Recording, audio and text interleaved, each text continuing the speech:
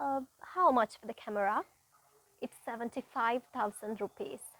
It's too expensive. What's your best price? It's a high quality camera, so 75,000 rupees is a good price.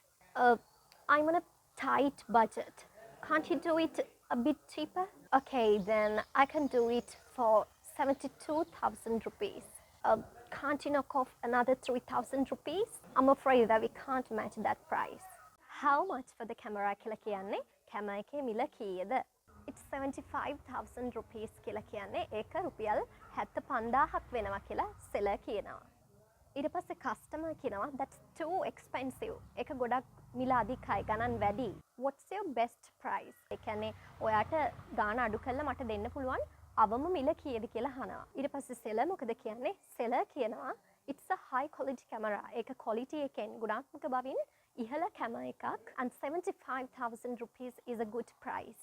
ඒ වගේම 75,000 කියලා කියන්නේ රුපියල් 75,000ක් කියලා කියන්නේ සාධාරණ මිලක්. හොඳ මිලක්. ඊට පස්සේ customer කියනවා I'm on a tight budget. මට එච්චර ලොකු ගාණක් නැහැ මන් ළඟ. මං ගාව සීමිත මුදල් ප්‍රමාණයක් තමයි තියෙන්නේ. Can't you do it a bit cheaper? ඔයාලට තව චුට්ටක් මිල අඩු කරන්න පුළුවන්ද කියලා customer අහනවා seller ගෙන්. ඊට පස්සේ seller කියනවා okay then I can do it for 72,000 rupees. හරි එහෙනම් මං ඔයාලට 72,000කට මේ කැම එක දෙන්නම් කියලා කියනවා. ඊට පස්සේ ආපහු customer අහනවා can't you knock off another 3,000 rupees? ඔයාලට තවත් රුපියල් 3,000ක් අඩු කරන්න බැරිද කියලා customer අහනවා. ඊට පස්සේ seller කියනවා I'm afraid that we can't match that price.